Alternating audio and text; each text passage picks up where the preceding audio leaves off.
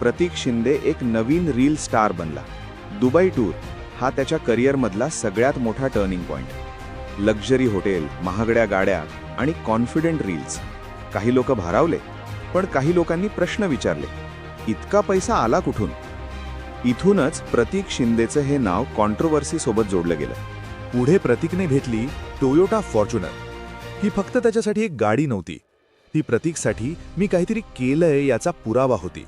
Reels बनल्या, celebration झालं, पण नियतीने इथेच एक वळण घेतलं.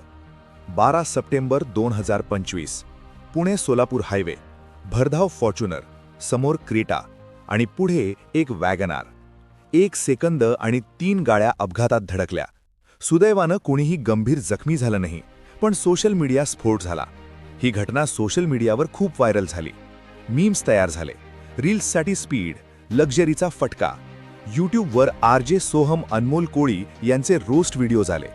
प्रतीक शिंदे कॉन्ट्रोवर्सी आणि चर्चेचा विषय बनला.